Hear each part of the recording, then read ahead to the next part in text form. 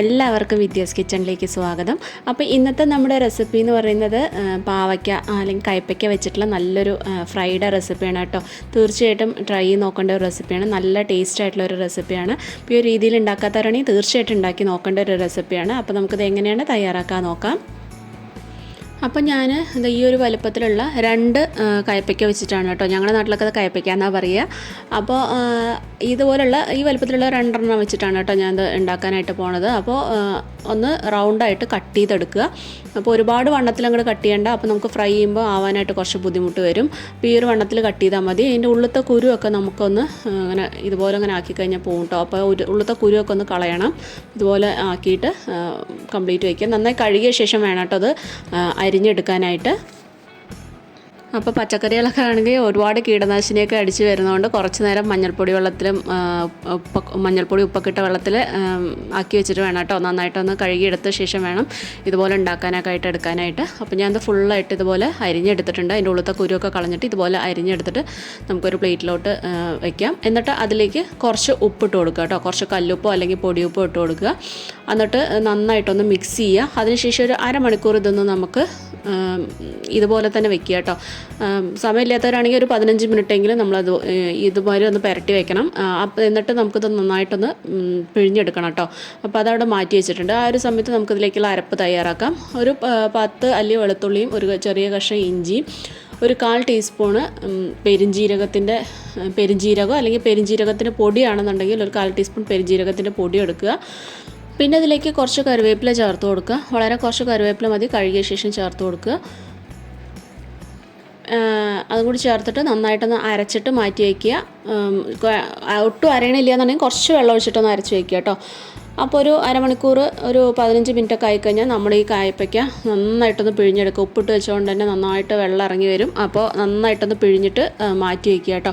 അപ്പോഴാണ് നമ്മുടെ ഫ്രൈ ഇങ്ങനെ നമ്മുടെ എണ്ണയിലൊന്നും ഇങ്ങനെ വെള്ളം ഇല്ലാണ്ട് നല്ല ക്രിസ്പി ആയിട്ടൊക്കെ കിട്ടാനായിട്ട് വളരെ നല്ലതാണ് ഇതുപോലെ ഇങ്ങനെ ചെയ്ത് കഴിഞ്ഞ് കഴിഞ്ഞാൽ. പിന്നെ അതുപോലെ കായ്പ്പയ്ക്കയുടെ ഭയങ്കര കുത്തലായിട്ടുള്ളൊരു കയപ്പ് ഉണ്ടെന്നുണ്ടെങ്കിൽ അതും കുറേയൊക്കെ അങ്ങോട്ട് പോയി കിട്ടും കേട്ടോ ഇതുപോലെ അങ്ങോട്ട് ചെയ്യുമ്പോൾ.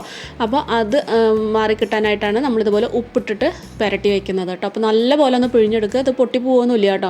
നന്നായിട്ട് നമുക്ക് പറ്റുന്നിടത്തോളം നന്നായിട്ടൊന്ന് പിഴിഞ്ഞിട്ട് മാറ്റി വയ്ക്കുക.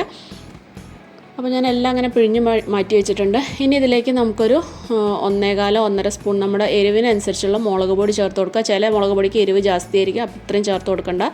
അപ്പോൾ എരിവിനനുസരിച്ച് മുളക് പൊടി ചേർത്ത് കൊടുക്കുക. ഒരു 1/2 ടീസ്പൂണോളം ഉപ്പ് ചേർത്ത് കൊടുക്കുക.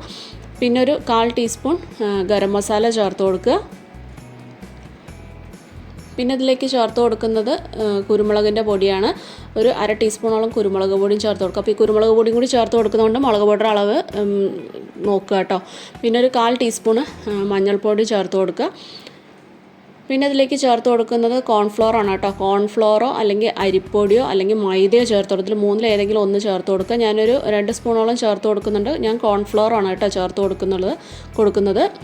ഇതും കൂടി ചേർത്ത് കൊടുത്തിട്ട് നേരത്തെ നമ്മൾ അരച്ച് വെച്ചിട്ടുണ്ടായിരുന്ന ഇഞ്ചി വെളുത്തുള്ളിയുടെ ആ പേസ്റ്റ് മിക്സും കൂടി നമ്മളിതിലേക്ക് ചേർത്ത് കൊടുക്കുക. ഇനി ഇത് ചെറിയൊരളവിലായതുകൊണ്ട് ഭയങ്കരമായിട്ട് അങ്ങോട്ട് അരഞ്ഞ് കിട്ടണമെന്നില്ല. അങ്ങനെ ചെറുതായിട്ടൊന്ന് നമ്മൾ ചതച്ച് കിട്ടുകയാണെന്നുണ്ടെങ്കിൽ നമ്മളത് ചേർത്ത് കൊടുക്കുക കേട്ടോ. ഒരുപാട് പേസ്റ്റായിട്ട് അരഞ്ഞില്ലെങ്കിലും കുഴപ്പമില്ല.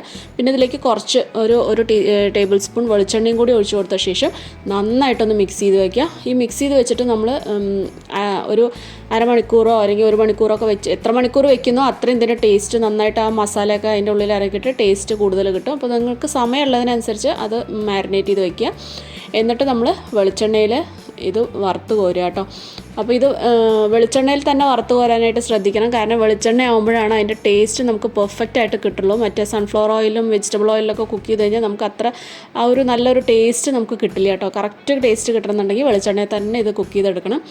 അപ്പോൾ അത് ഒരു 3-4 മിനിറ്റ് ആകുമ്പോൾ മറ്റേ സൈഡും കൂടി മറിച്ചിട്ട് കൊടുക്കുക. അങ്ങനെ മറിച്ചിട്ട് കൊടുത്തിട്ട് ഇതിൻ്റെ കളറൊന്ന് ചേഞ്ച് ആവുന്നവരെ ഒരു മീഡിയം ഫ്ലെയിമിൽ കേട്ടോ. ഒരുപാട് ലോയിലും വേണ്ട ഒരുപാട് ഹൈയിലും വേണ്ട. ഒരു മീഡിയം ഫ്ലെയിമിൽ വെച്ചിട്ട് നമുക്കതുപോലെ വറുത്ത് കോരാം.